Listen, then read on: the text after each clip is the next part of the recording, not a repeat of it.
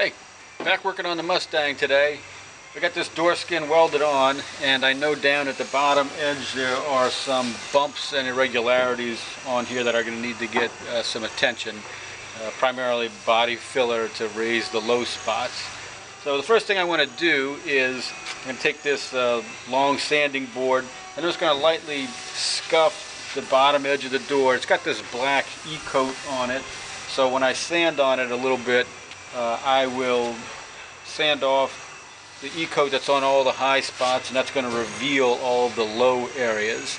That's going to show me how much of the skin is going to need to have some body filler applied to it. But before I apply the body filler, if there are any low spots that I think I can address in the metal itself, then I'll try and do that first. So I'm going to start off by just running over it not too harshly with this long board. This is some used 80 grit paper that's on here, so it's not really going to cut that much. But I just want to scratch it up just to show me where the lows and the highs are. So it's not going to take very long.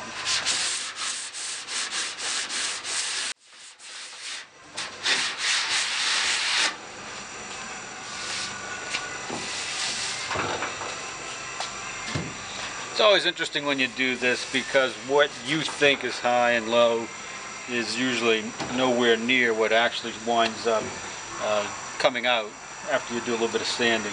So I'll take the camera off and bring you over a little closer, like some kind of almost like a, not rust, but I don't know, almost like a copper color here. Anyway, we'll bring the camera over and give you a closer look at what this little scratch coat of sanding revealed. Okay, so here it is up close. This is the back end of the door. Anything that's white or silver looking obviously is a high spot, and then anything that's still black is a low spot. So as I move towards the front of the door, you can see we got a series of highs and lows. I'm at the front edge of the door now, and this is kind of really strange. This is obviously a big high spot. Here's the front edge.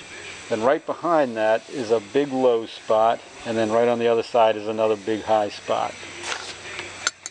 The original door skin that was on the door had almost the identical pattern of highs and lows in this same area. Now I know that this skin hasn't been hit, wasn't in any kind of an accident, so I'm thinking that this door shell has some kind of a dent or a curve in it, and when you put a skin on it, the sheet metal from the skin just conforms to the natural curvature in that door shell, and it creates, you know, this high and low pattern. The last thing I wanted to show you was this bottom corner. It didn't sand very much, so that means it's sort of a low compared to the rest of the door right in this vicinity. So I might try and raise this whole corner up just by tapping on the back side of it a little bit. But I don't want to get too aggressive and really mess anything up here.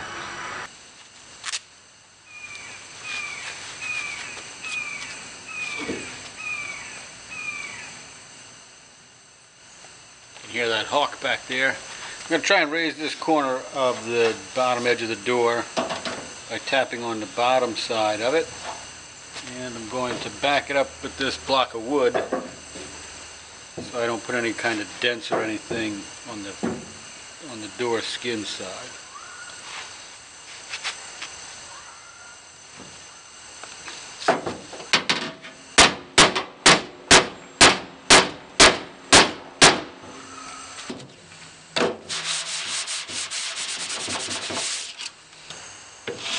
Alright, I think that's good.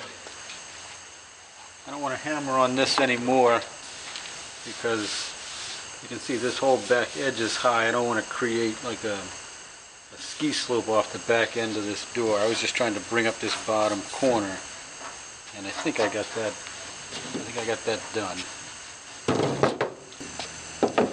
All right, now on the front edge, I'm going to try and do the same thing.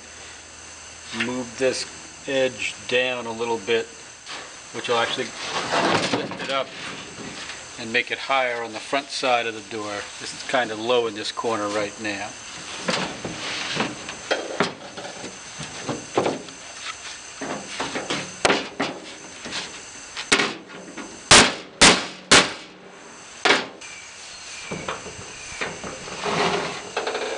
high on the sides, but there's a little low spot kind of right in the middle. You can't tap on that from the backside. There's that big stiffener inside the door. There's no way to get to it from inside the door.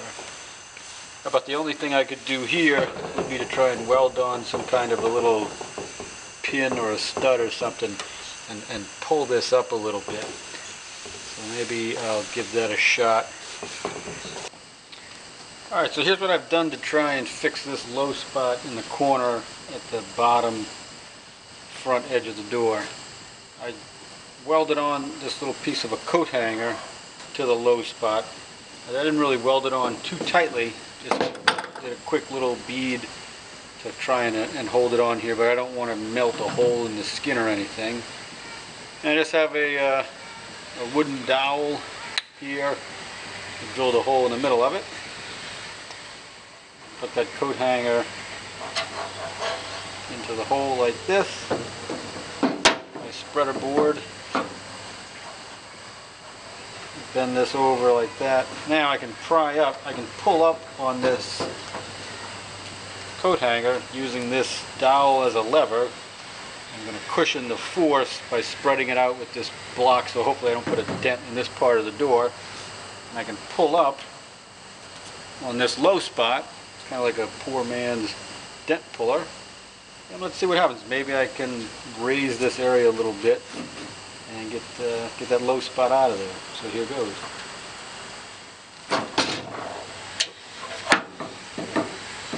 Straightened out the coat hanger, so I gotta bend that a little tighter. Try that again.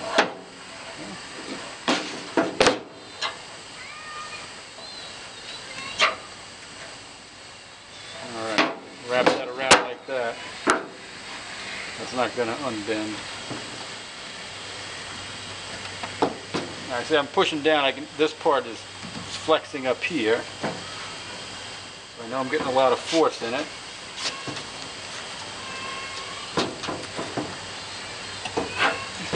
Wow. Straighten that thing out again.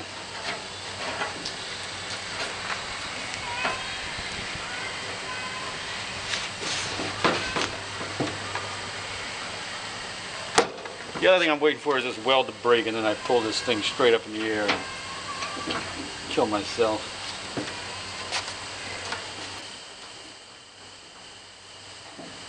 I can see the skin here flexing when I pull up on it.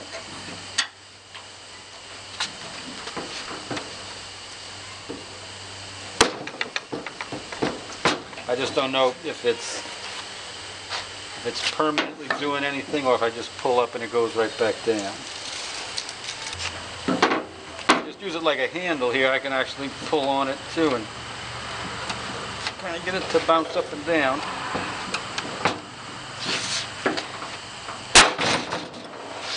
And there it goes. I ripped it right off. So now what I have to do is I have to grind off this little weld ball without putting a hole in the skin, and we'll see if that actually did anything. So I just inspected this area that I tried to raise, and it looks like it may have worked. I was just using this flat piece of sheet metal as a gauge, and the spot where I had welded on the little coat hanger is actually higher now. It might even just be from the heat of the weld that raised it. But there's another little a little dimple right here. So because I had some success back here on this part, I think I'll weld it on there again and give it another pull. See if I can raise up this little part of the door. I liked how that coat hanger technique worked to try and pull these dents. So I'm going to show you how I attach it. This is just a piece of coat hanger. I don't know, it's about 8 or 9 inches long, and I have a little hook bent onto the bottom of it. And I sand off the door where I want to weld it on. I just hold it in place with one hand, put a little bead of weld on both sides, not very long, and that's it.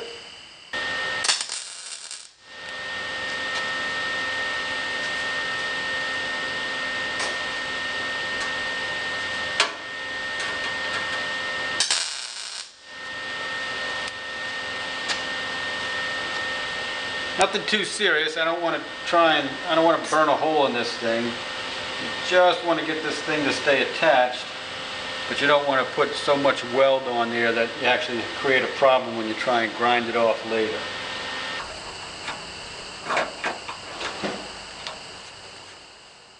Try and roll it on here again.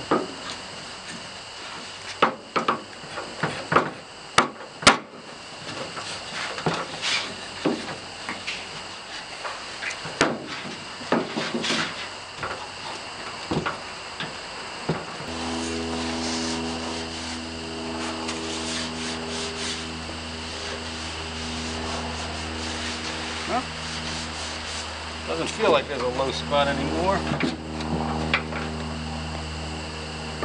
It looked more like a crease, like there was actually a little bit of a dent in here. I don't know how it got in there. Maybe when I was hammering the skin over.